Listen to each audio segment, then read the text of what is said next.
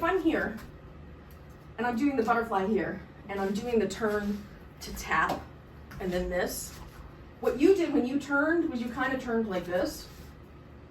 That's not really far enough, and like you gotta get your leg out so that you can hit it. And I don't actually care where you hit it on the leg, but you gotta turn far enough to bisect the angle of the poi. So like when you're doing the takeout, remember it's going back behind you like this. If you're struggling with doing it as a fluid motion like I'm doing it, where I turn and tap all at once, don't do it like that. Do it like this. Turn, then lift your leg, tap, tap, and then come back. Turn, then lift your leg and tap, tap, and come back. As opposed to doing it as one fluid motion. You can just slow it down. Turn, bum, bum, bum, tap, tap, butterfly. The hand that's on the audience side is gonna always be overhand. So when you go this way, your left hand will be overhand. When you go this way, your right hand will be overhand. The hand that you're doing the tap with will be underhand, so it'll go from the back to the front.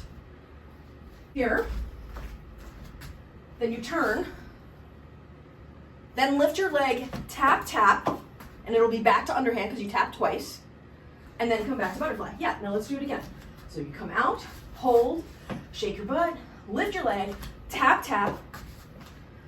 Okay, you're here, you take out, hold, lift your leg, tap, tap, come back to the front. Turn, hold, lift your leg, tap, tap, back to front. Turn, hold, lift your leg, tap, tap, back to front. Now let's switch to the other hand so that we practice both sides. And then on the left, so we'll turn, and then lift the leg to the side, tap, tap, and then come back to butterfly. We'll turn, and then lift the leg to the side, tap, tap, and then come back to butterfly. Turn, and then lift the leg to the side, tap, tap, and then come back to butterfly.